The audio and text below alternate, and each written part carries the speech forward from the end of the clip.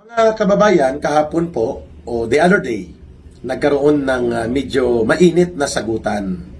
Si Tuta Soto, tuta no? Tuta ng Malacanang at attack dog ni Marcos at tagapag-cover up itong si Soto. No? Obvious naman, no? Pareho sila ng balahibo ni Ping Lacson. At si Robin Padilla dahil nagkaroon po ng interactive presentation of comments si Senator Padilla tungkol dito sa kumalat o kumakalat hanggang ngayon na audio recording. Obviously, kaboses ni Aling Claire Marites, ang pambansang tagapagtahol ni Marcos na undersecretary sa PCO. At parang pinapagalitan niya tungkol po sa usapin ng pera at operations ng mga vloggers na pinupunduhan obviously ng Malacanang. In fact, nagkaroon na po ako dyan ng isang series na sa estimate ni Senator Marcoleta, hindi bababa sa 1 billion pesos ang nagagastos o pinupundo para sa mga vloggers, keyboard warriors o tinatawag na keyboard zombies, trolls, no, ni Marcos at nila Lisa upang mag-atake sa public opinion, manira at mag-intriga sa mga Duterte political groups and lalo na kay Pangulong Duterte at kay Sara Duterte. Subalit, what effect, no? Patuloy pa rin pong minamahal at tinatangkilik at niyayakap ang Duterte brand of leadership. Kahit ano pa po, bilyon ang ginagastos ay isang taon para sa mga troll farms na ito, maliit po yan kasi ang confidential fund ni Marcos sa Office of the President hindi bababa sa 4.5 billion pesos. May insertion pa siya for budget 2025 na 5 billion pesos sa Office of the President mismo, mga kababayan, at hindi pa kasama ang 100 billion pesos na ipinag-utos niyang ipasok sa budget 2025 sa loob ng diskarte sa DPWH na ibinulgar nga ni Ginoong Saldico. Ano bang punto ni Senator Robin Padilla? Ang punto ni Senator Robin Padilla na magpaliwanag si Claire Castro kasi obvious na ang boses kaboses niya.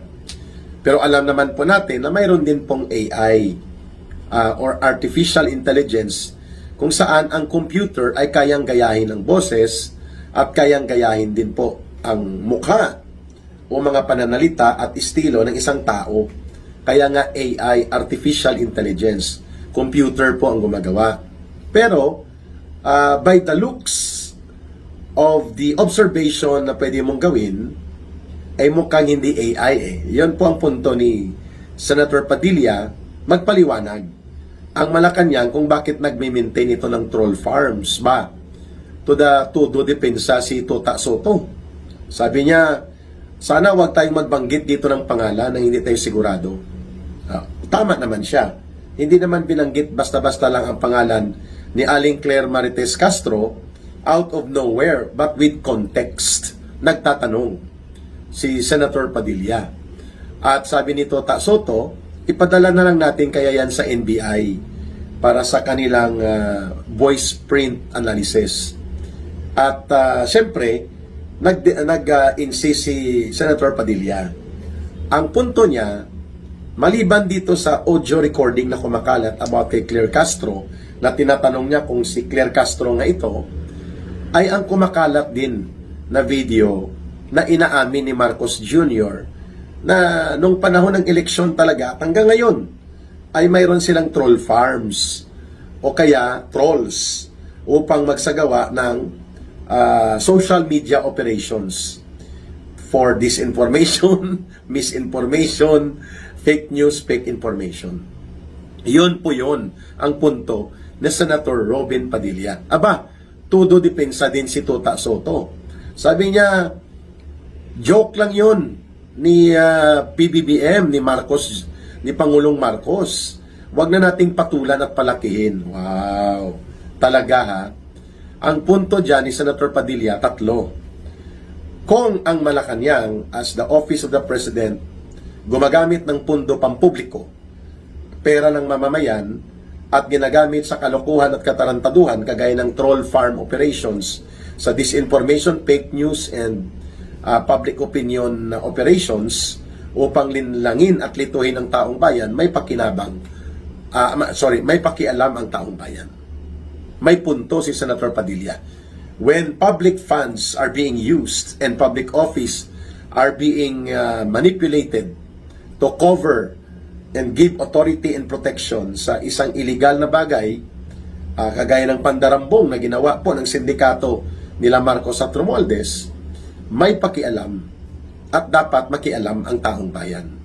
That's the number one point ni Senator Padilla. Hindi yun personal na pag-atake. May public interest po yun. Imbued with public interest ang pagtatanong ni Senator Padilla.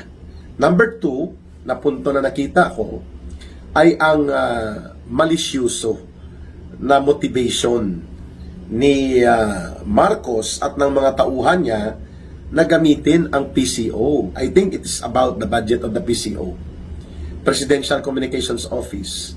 Ikitang-kita naman po na walang pinagkaiba sa mga ensaymada vloggers, no? Yung mga bayaran na vloggers ng mga gobyerno ni Marcos at Romualdez, the way mag-deliver ng kanyang mga pag-atake, itong si Aling Claire Marites Castro, kung paano niya bastusin si Vice President Duterte, si Pangulong Duterte, at paano niya hilutin sa pagsisinungaling at pagtatabon-tabon ang gobyernong nabubulok at lumalaganap ang iskandalo ng korupsyon. So, may punto kung bakit tinatanong, because PCO is a public office and it cannot be an orchestrator of illegal and criminal acts such as maintaining groups and organizations and people being involved in the so-called troll farm operations or SOCMED attacks, social media attacks, na ang layunin ay magpakalat ng malisyuso at mga katarantaduhang mga issues at intriga na hindi sumasalamin sa totoong issue na mayroon pong interes ang taong bayan, bagkus ginagamit po ang PCO possibility bilang taguan upang i-cover ang marumi at hindi nababagay sa matinong diskusyon at makatarungang communication and information na pag-manage dapat ng gobyerno, hindi dapat mga fake news at mga operator ng mga trolls o zombies sa public opinion ang ginagamit, because PCO is a public office. That's the point why Senator Padilla raised that issue. Ngayon todo depensa, no? Biglang naging taga-PCO si Tuta Soto, hindi na siya Senate President, tagapagtanggol na siya ng Presidential Communications Office sa budget nila. Okay. I think the sponsor was Senator Loren Legarda. So may punto si Senator Padilla. Number one, ang pagtatanong kay Claire Castro kung boses ba niya yon at sila ang nagme-maintain ng mga vloggers and trolls para punduhan at gamitin ang pundo ng bayan sa PCO dumadaan at siya ang isa sa mga handler is a public interest issue na dapat ipaliwanag at sagutin ng maayos ng Malacanang, lalo na ni Claire Castro. At pangalawa, ang PCO ay isang mataas na opisina na nakadikit po sa presidente at hindi pwede ito gamitin para sa kalukuhan at katarantaduhan. At ang pangatlong punto kung bakit tama ang pagbubunyag at ang pagtatanong na ginawa ni Senator Padilla ay ang punto na ang mga mamamayan ay dapat pinoproteksyonan. Hindi sila nililigaw, hindi sila nililito. So if the office of the president, like an office known to be the Presidential Communications Office, is engaging in acts of malicious and rumor-mongering and disinformation, pagpapalihis at kalokohan sa impormasyon, at ginagawa ito para linlangin ang taong bayan, therefore nilalapag ng gobyerno ni Marcos, kung totoo ito, ang pangangalaga o pagprotekta sa interes ng mamamayan. Because the people deserve to know. And the people deserve and have the right to correct and proper information regarding the policies and programs of the government, including issues affecting public interest and public policy. Yan, may punto po dyan si Senator Robin Padilla. Ang pinupuna natin dito, bakit todo depensa at parang isang PR manager? Pag sinabi pong PR manager, Public Relations Manager, ang akto ni Tota Sotto, kung makaasta ito at kung si Ping Lacson ay wala nang pinagkaiba pag nagsalita ito, the way pinapackage nila Aling Claire Marites Castro, nila Larry Bobo Gadon, ang mga panluloko ng mga pahayag, no? Hindi na nag-iiba ang kanilang balahibo. So, huwag ka namang magpaka-obvious Senator Tota Sotto. Tinawag ka na nga ng mga netizens na Tota Sotto, hindi na Tito Sen kundi Tota Sen. Because you are acting as if you are special agents ng Malacanang, lalo na ni Marcos at ni Romualdez, sa pagtatakip at pagtatabon-tabon at pagmamasahe ng mga public opinion dahil gusto nyong pagtakpan at iiwas ang pananagutan ni Ginoong Marcos at nila Romualdez na kumparing buo mo dito sa kasal sa inaanak nyong si Maine Mendoza at si Congressman Arjo Atayde. Sobra ka naman pong nagpapaka-obvious, Senator Tota Sen.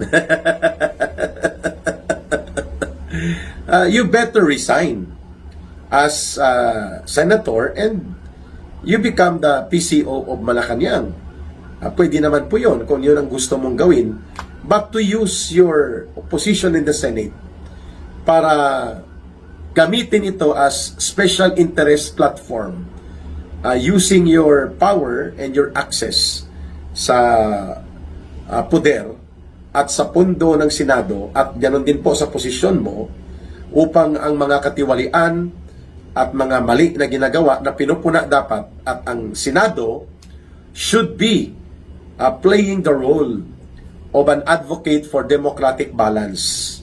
Ibig sabihin, nagbabalansi dapat tayo kasi ang House of Representatives, rubber stamp, pugad ng mga magnanakaw at mandarambong. Hindi ko sinasabi na walang mandarambong sa Senado, pero mas malala ang mandarambong at mga sindikatong magnanakaw na nasa House of Representatives. Dahil nandyan pa rin po ang influence ni Romualdez. Kaya, dapat ang Senado na lang ang magbabalansi para sa tinatawag nating the balance of democratic exercise of the people. Dapat ang pinapanindigan ni Sotto na hayaan mong dumaloy ang katotohanan and let those who are involved defend themselves before the bar of public opinion and before the bar of justice of law. Bakit ikaw ang nag-aabogadilyo? Kayo ni Ping Lacson ang very obvious na mga tirador at kontratirador para sa mga issue na sumasambulat na dapat ang sumasagot si Marcos at ang mga opisina sa ilalim niya. O kinundina nyo ba ang pagpapatakas kay Bunuan? Hindi. Tahimik kayo. Pinaimbestigahan mo ba itong mga sila Undersecretary Jojo Cadiz? Pinatawag nyo ba ito sila Ulaybar na itinuturo na link ni Bersamin? Si Bersamin mismo at si Pangandaman? Para makita na ng taong bayan na Marcos and Romualdez are running a crime syndicate government that is so grossly involved in massive corruption and large-scale plunder, pandarambong ng malawakan at malakian sa kaban ng bayan. Kaya wag ka na pong mag-arti-artihan pa. Pwede kang mag-resign, Senator Tota Sen. And kayo ni Ping Lacson, mag-apply. Halimbawa, ikaw ang maging pinuno ng Presidential Communications Office ni Marcos kasi todo atake ka o todo depensa ka, nagtatanong lang naman si Senator Padilla. O, pwede kang mag-apply doon, palitan mo na mga tao doon, at bitbitin mo siyempre si Aling Claire Marites Castro. Mawawalan po ng spices, mawawalan po ng flavor ang mga briefing sa Malacanang pag wala po ang tirador ni Marcos na tagapagtahol niya. na si Aling Claire Marites Castro. Hindi masaya, no? And then si Lacson, pwede naman po siya mag-apply. Anong gusto niyang posisyon, no? Hindi lang siya lawyer, hindi siya pwede pumalit kay Manong Johnny Enrile bilang Chief Presidential Legal Advisor ni Marcos. So pwede si Lacson siguro magiging assistant ni Ralph Recto bilang Executive Secretary ni Marcos para lubos-lubusan na. Don't pretend that you are standing up for the integrity of the Senate when you are doing the opposite. In fact, you are doing a disservice to the people na ang Senado dapat tagapagbalanse yan para sa kung saan ang checks and balance of the powers in an authority of democracy ay hindi naaabuso